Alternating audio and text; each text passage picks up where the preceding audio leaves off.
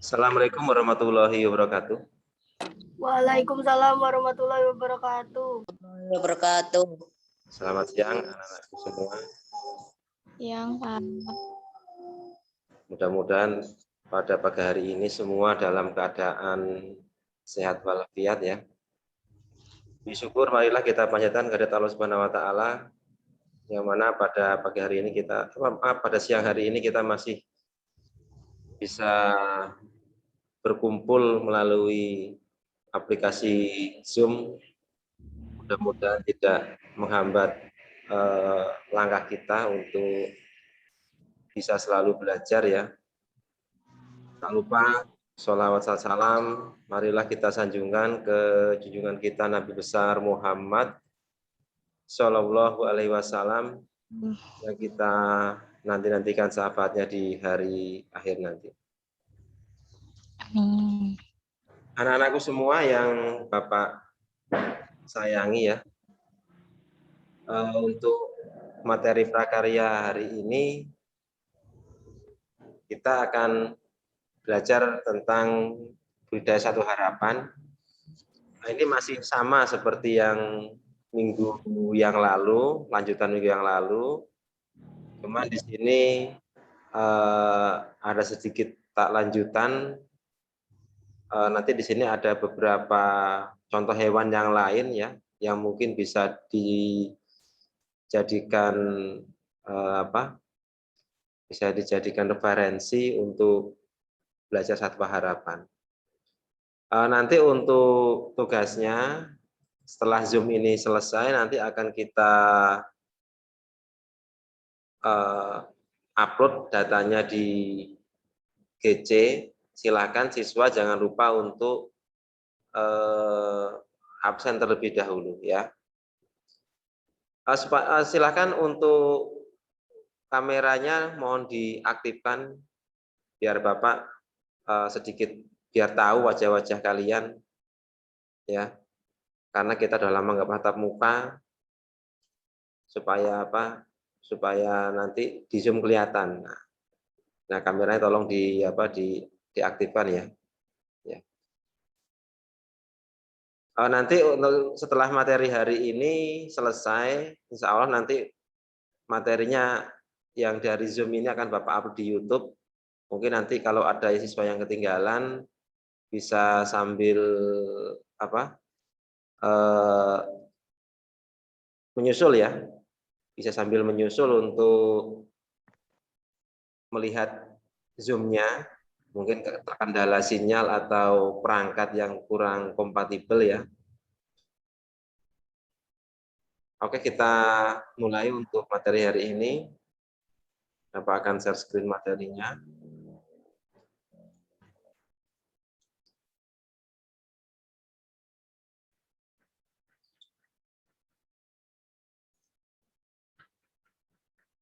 Nah, untuk tugas kalian, untuk hari ini nanti di GC kalian masih tetap literasi, nanti silakan halaman 23 sampai 29 di modul ini nanti yang aktivitas 2. Nanti silakan kalian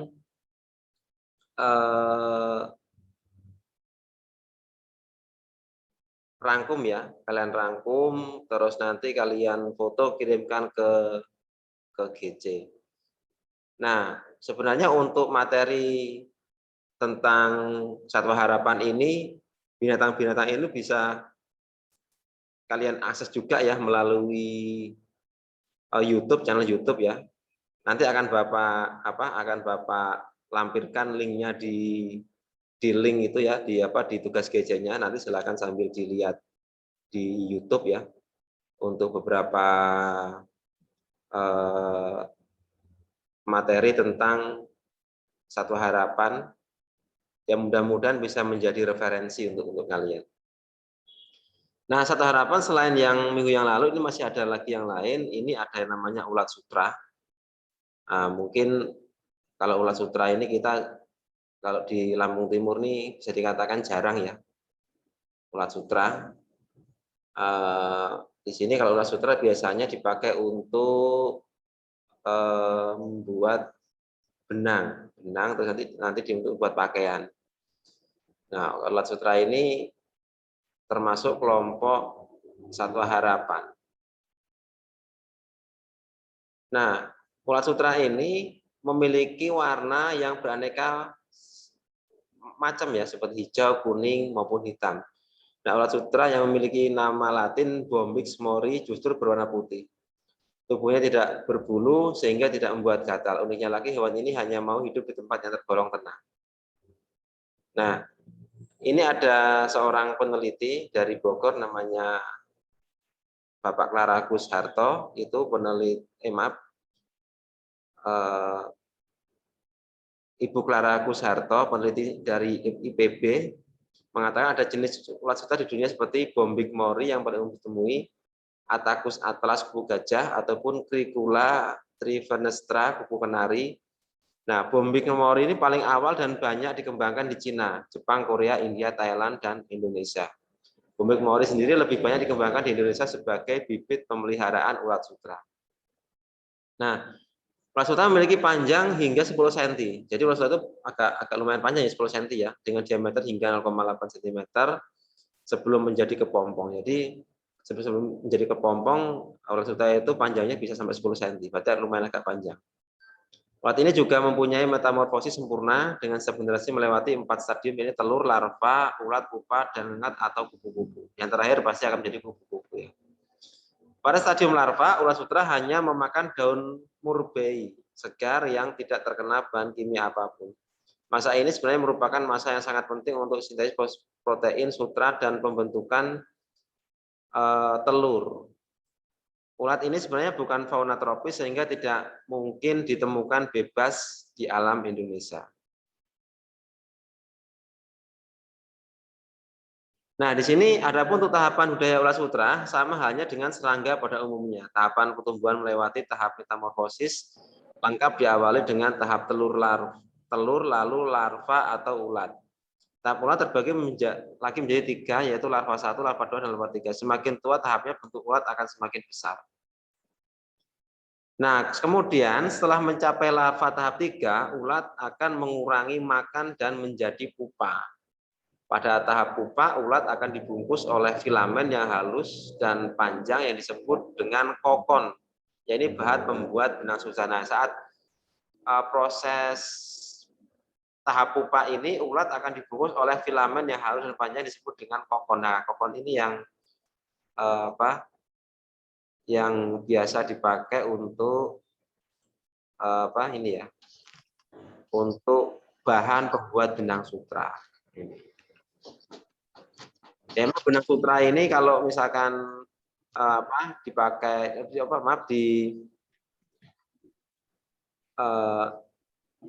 dibawa ke pabrik yang bisa membuat benang sutra terus dibuat menjadi sebuah pakaian, ini akan menjadi sangat mahal sekali pakaiannya. Nah, di sini untuk kokon yang telah berumur antara 7 sampai 10 hari akan diam atau tidak makan maupun bergerak dan akhirnya menjadi imago atau kupu-kupu dewasa. Biasanya peternak yang ingin memanfaatkan sebagai kain akan berhenti di tahap ulat menjadi kokon. Peternak akan memulai kokon untuk dijadikan benang sutra. Hanya di peternak ulat sebagai penghasil bibit ulat sutra atau beredar pupa, tetap dirawat untuk mendapatkan kupu-kupu dewasa. Bombyx mori atau ulat sutra dapat digolongkan menjadi beberapa ras. Rasnya ya, di sini ada ras Jepang, ras Cina, terus ada juga ras Eropa, terus ras tropik ya. Nah, ini ada 4 macam jenis ras dari ulat sutra tersebut. Kalau yang ras Jepang ini bertelur banyak dengan siklus hidup yang panjang. Ulat kecil dan kokon berwarna kuning atau hijau berlekuk di tengah. Terus yang jenis ras Cina peka terhadap kelembaban yang tinggi, bentuk kokon jorong, bulat panjang, warna putih, kuning emas, kehijauan atau merah jambu. Serat sutra halus dan mudah dipintal. Untuk yang ras Eropa ini telur dan ulat termasuk besar dengan siklus hidup yang panjang. Kokon termasuk besar, memiliki lekukan kecil di tengah, putih dan Selat Sutra panjang.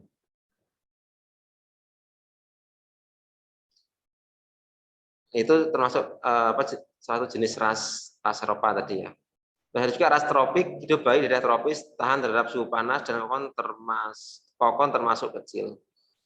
Nah, gambaran jenis spesies kokon Selat Sutra dari berbagai ulat sutra ras Eropa, Cina, Jepang dan tropik dapat dilihat dalam tabel ini. Nah, ini ada tabelnya ini. Ini ada ciri-cirinya ya. Nah, sini ada kokon, bentuknya ukurannya. Terus kalau yang ras Eropa bulat panjang, ras Cina oval, bedanya cuma di situ ya. Ras Jepang kacang tanah, bentuknya terus ras tropik spindel atau kecil. Ini tentang ulat sutra. Sampai di sini kalau ada yang mau tanyakan tentang budidaya ulat sutra mungkin tentang ulat sutra ada yang mau tanyakan, silahkan.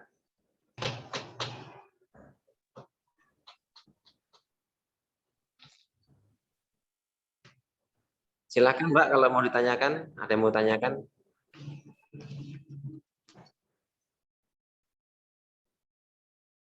Yang putra mana ini videonya nggak kelihatan yang putra? Silakan tanyakan, ada yang tanyakan? Kalau nggak ada berarti ya Pak anggap udah bisa ya. Iya. Ya itu hanya sebatas teori tentang ulat sutra. Terus berikutnya lanjut lagi. Bapak lihat lagi ya. Berikutnya lagi kita akan masuk ke lebah madu. Nah ini kalau lebah madu ini yang paling termasuknya ini yang banyak dikembangkan di lebah madu. Nah nanti untuk videonya lebah madu tentang lebah madu bisa dilihat nanti di link ya, di link di GC nanti akan Bapak tampilkan linknya. Materi tentang lebah madu nanti bisa dilihat di sana. Nah sini untuk yang lebah madu ini saat musim pandemi ini yang paling sekarang masih paling banyak digandrungi ya masyarakat.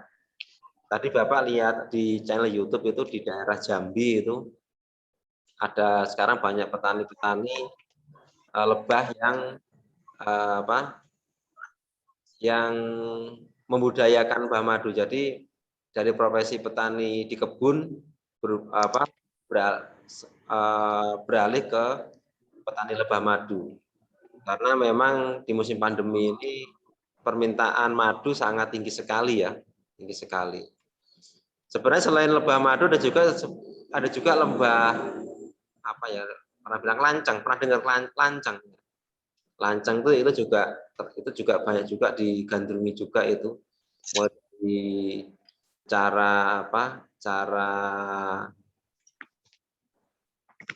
beternak maupun lebah madunya juga digandrungi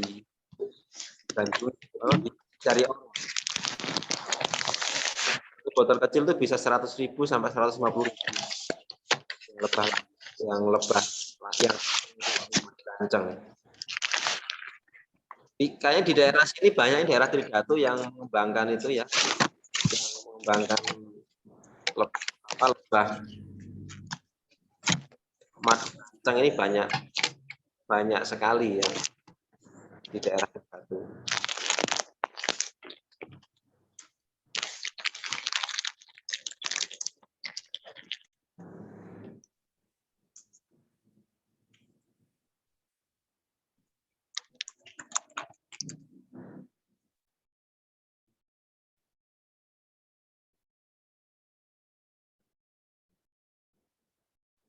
Nah, di sini lebah madu ini yang ada di Indonesia ini ada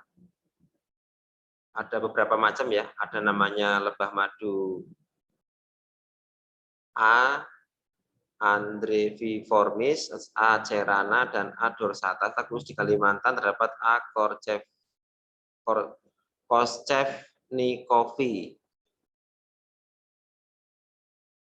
Ini termasuk lebah madu yang koloninya banyak di Indonesia.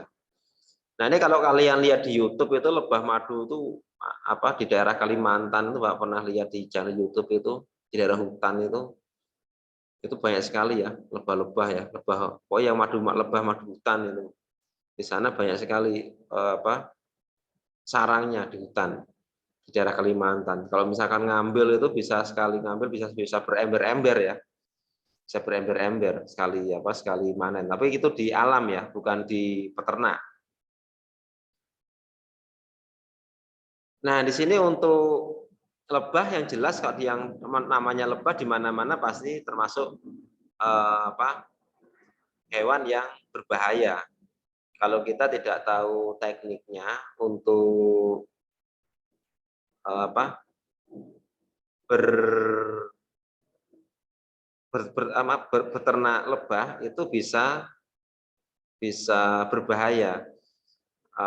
Makanya kalau orang yang mau beternak lebah itu biasanya mereka punya kayak semacam komunitas. Nanti ada komunitas lebah, nanti di sana ada seorang yang membimbing ya, membimbing untuk bisa bisa apa bisa peternak sampai berhasil karena lebah ini nggak sembarangan. Kalau sembarangan pun juga berbahaya. Karena lebah ini kan bisa menyengat. Nah, saat menyengat itulah kalau menyengatnya satu orang diserang sama lebah sampai 1.000 ekor ya kita pasti akan kewalahan ya. Maka itu yang beternak lebah ini harus memiliki teknik atau ilmu untuk berternak ini, ternak lebah ini. Nah, ini lebah yang ada di Indonesia salah satunya yaitu lebah madu Apis mellifera. Nah, jadi lebah Apis mellifera ini memiliki ciri khas pada bentuk tubuh yang berbeda dengan jenis lainnya dengan sifat yang berlainan pula. Ini contohnya, ini lebah mellifera memiliki 3 pasang atau segmen dari bagian belakang abdomennya berwarna kuning. Pada ratu lebah Apis mellifera memiliki warna merah kuning kecoklatan, lebah jantan berwarna lebih muda yang sifatnya sangat aktif. Nah, lebah ini memiliki panjang sayap 0,8 sampai 0,95 cm. Jadi panjang belalainya itu bisa sampai 0,55 sampai 0,71 cm dan abdomennya ke-6 tanpa tomentum. Nah, lebah mellifera ini memiliki sifat yang sangat sabar sehingga sangat mudah diternakkan. Nah, karena lebah-lebah yang model seperti ini yang banyak diternak di Indonesia, dia termasuk yang paling sabar ya. Maksudnya tidak liar, tidak terlalu liar. Lebah madu ini memiliki produktivitas madu yang sangat tinggi. Nah, jadi kalau lebah itu memiliki produksi madunya sangat tinggi. Lebah jenis ini terkenal sangat rajin dalam membersihkan sarangnya sehingga tetap bersih dan jauh dari sumber penyakit. Nah, ini lebah ini sangat tahan terhadap serangan bakteri serta sangat pandai dalam menghalangi hambang ngengat malam. Nah, ini ada lebah ratu, lebah jantan ini ya. Kalau untuk lebah yang untuk yang ratu ini bentuknya agak lebih panjang. Terus untuk yang jantan agak gemuk ya, agak gemuk. Nah, ini kalau yang lebah pekerja ini yang agak kecil lebah pekerja. Nah, di sini untuk lebah pekerja ini di sini tugasnya biasanya ada beberapa macam ya. Di sini ada lebah perawat, jadi dia yang merawat, terus lebah pencari, terus lebah pengumpul. Jadi yang bekerja. Jadi ada yang kalau ratu nggak bekerja, jadi yang bekerja yang lebah bekerja ini. Kalau siklusnya di sini telur, larva, pupa, terus dewasa. Ini siklus dari lebah tersebut. Nah, sampai sini kalau ada yang mau tanyakan sampai lebah, sebelum kita lanjutkan lagi.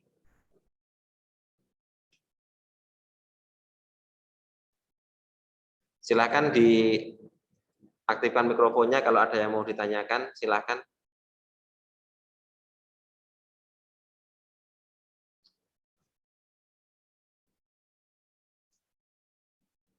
Yang putra mana ini yang putra?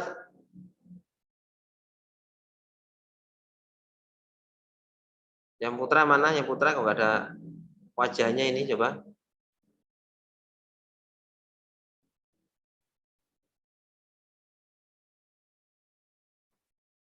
Nggak ada yang menanyakan ini? Naufal, ya, ini Naufal ini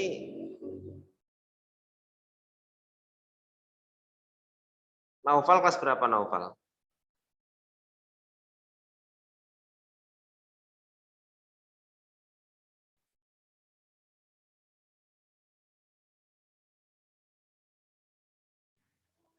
Delapan enam Pak. 86. Silakan Mas Naufal kalau ada yang menanyakan Mas. Tolong kameranya Enggak, Pak. bisa diaktifkan nggak apa-apa. Nggak bisa Pak ini Pak. Sinyalnya Oh, sinyalnya kurang bagus, kurang enggak. stabil. Iya, sinyalnya kurang stabil. Iya Pak. Oh ya dah. Kita lanjut ya, nggak masalah ya. Nanti teman-temannya kalau yang nggak bisa gabung di Zoom, nanti bisa gabung di YouTube, ada nanti di channel YouTube ya. Nanti akan Bapak upload. Ya. Bapak lanjut lagi. Setelah lebah kita akan masuk ke tokek. Nah ini tokek. Wah, tokek termasuk satwa harapan juga ya. Karena tokek ini nanti ada beberapa orang yang kayak semacam komunitas hobi kok punya pelihara tokek ya. Tokek ini sebenarnya kalau kita hidup di desa ini masih banyak sekali tokek itu di lingkungan kita ya, di tempat bapaknya di rumah banyak itu tokek di belakang rumah. Kadang-kadang tokek itu nyasar ke rumah terus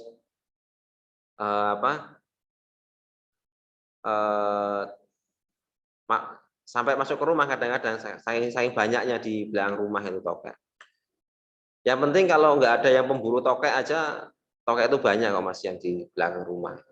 Tokek, tupai ya, tapi kalau yang kasihan tupai. Tupai itu sekarang udah banyak diburu orang katanya untuk obat lah ya. Kalau tokek ini masih jarang yang memburu ya, hanya beberapa aja orang yang mencari tokek. Karena tokek ini agak kecil kayak kadal.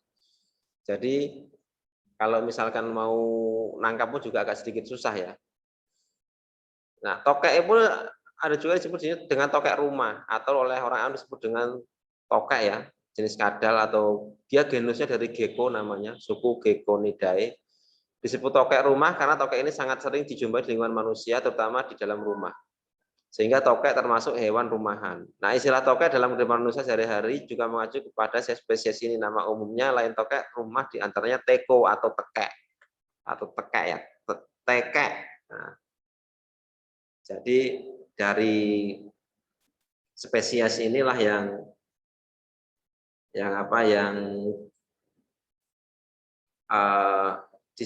orang menyebutnya menjadi tokek. Nah, kalau ciri-ciri tokek itu ya mirip kayak cicak, kayak kadal lah pokoknya ya. Memiliki tubuh yang lebih besar daripada cicak, bisa berjalan di dinding, merayap, terus memiliki sepasang mata kecil, terus bola matanya berwarna hitam, coklat, bahkan hijau. Tokek memiliki ekor yang panjang. Nah, tokek ini berkembang biak dengan cara bertelur. Nah, kalau kulit tokek ini rata-rata berwarna coklat. Terdapat bintik-bintik kecil di kulitnya ya. Terus memiliki suara nyaring ya, itu ada suara nyaringnya kalau tokek. Terus termasuk dalam jenis hewan reptil, memiliki sepasang kaki depan dan sepasang kaki belakang. Terus memakan serangga kecil seperti nyamuk, lalat, kupu-kupu, kecoak, dan sebagainya. Itu makanannya serangga ya, kalau tokek itu. Nyamuk, lalat. Memiliki mulut yang besar, memiliki hidung. Nah, tokek aktif saat senja dan malam.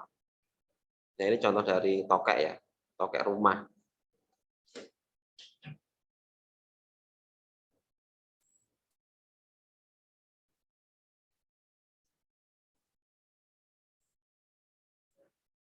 Nah, ini salah satu tokek ini juga termasuk Satwa Harapan untuk sekarang ya. Sampai di sini, sampai di tokek ini, ada yang mau tanyakan? Mungkin, silakan.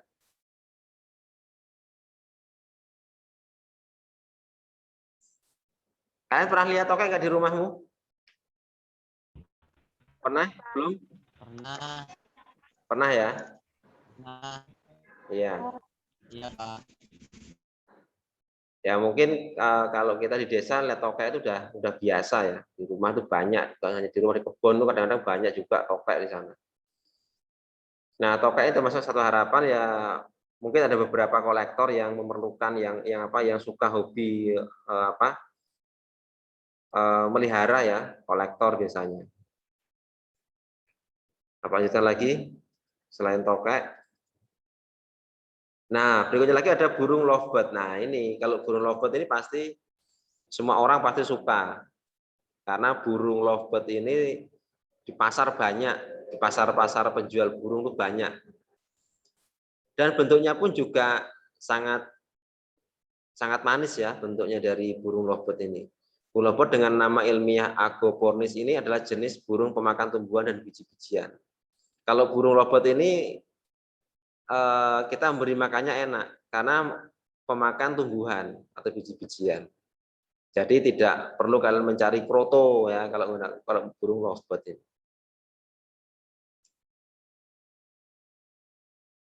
Terus selain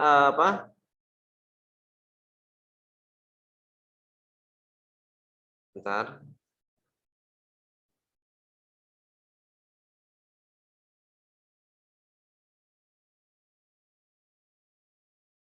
Nah, burung lovebird ini yang paling menarik itu kalau menurut Bapak ada di paruhnya. Paruh depan itu moncongnya itu ya. Jadi paruh ini kecil, melengkung dan pendek. Nah, fungsinya kalau paruh dari burung lovebird ini ini fungsinya untuk ini apa?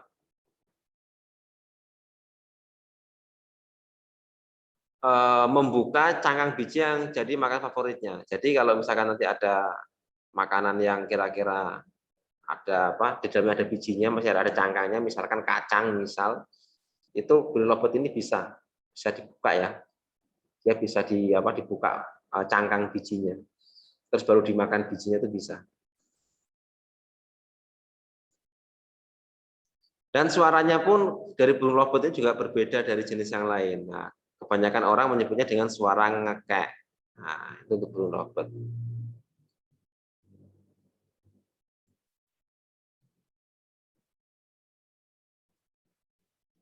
Nah, kalau burung lovebird ini termasuk dalam Satwa Harapan karena banyak sekali ya pecinta-pecinta burung ini sangat menyukai burung ini.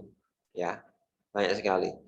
Terutama biasanya kalau di rumah itu anak-anak kecil pasti sangat suka yang namanya dengan burung lovebird karena bentuknya kan sangat cerah ya. Ada kombinasi warnanya. Harganya pun juga relatif tidak terlalu mahal untuk sekelas burung hobi ya.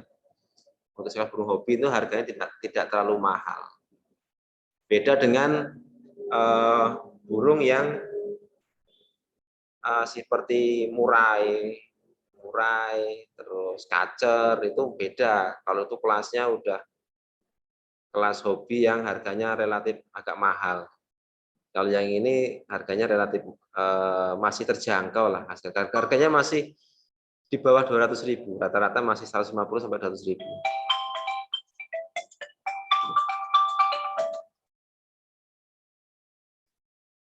Nah, untuk materi hari ini silakan nanti kalian lihat di GC-nya ya, di GC-nya.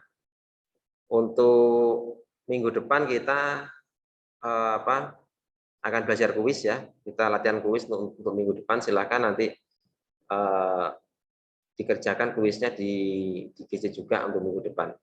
Jadi untuk minggu depan kita akan refleksi untuk pertemuan yang sebelumnya, karena ini sudah pertemuan yang keempat. Sampai sini ada yang mau tanyakan tentang Satwa Harapan, silakan. Dibuka mic-nya kalau ada yang mau bertanya, silakan.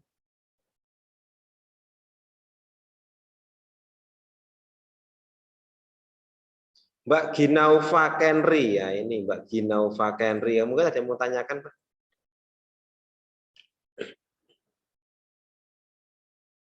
Silakan Mbak, tanyakan.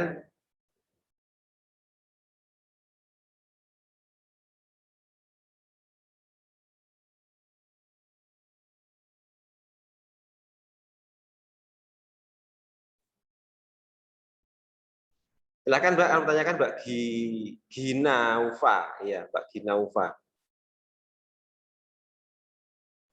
Kok malah ketawa? Cukup, Atau Mbak Pak. Zaina Citra?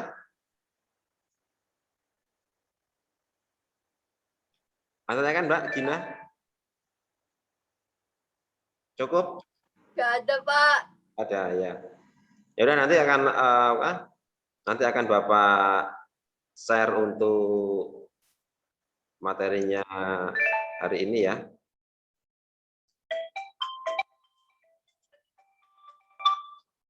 Nah, ini silakan kalian kalian lihat di GC-nya. Nanti jangan lupa absen terlebih dahulu ya. Nanti silakan absen dulu untuk pertemuan hari ini tanggal 6 Agustus 2021 pertemuan keempat. Terus nanti setelah itu nanti kalian kerjakan tugasnya yang ada di GC ini. Jangan lupa untuk untuk materi yang sudah dibaca, kalian berikan komentar ya. Kalian beri komentar di kolom komentar. Kalau materi sudah dibaca, komentarnya seperti apa tentang satu harapan yang akan dibaca itu. Bapak rasa cukup ya untuk pertemuan pada siang hari ini. Nanti kita lanjutkan lagi di lain waktu. Untuk minggu depan kita akan latihan kuis. Nanti kalau ada pertemuan lagi melalui Zoom akan dapat informasikan kembali di grup WhatsApp. Terima kasih atas partisipasinya. Sampai jumpa lagi. Bapak akhiri. Wabillahi taufiq wal hidayah. Wassalamualaikum warahmatullahi wabarakatuh. Waalaikumsalam warahmatullahi wabarakatuh.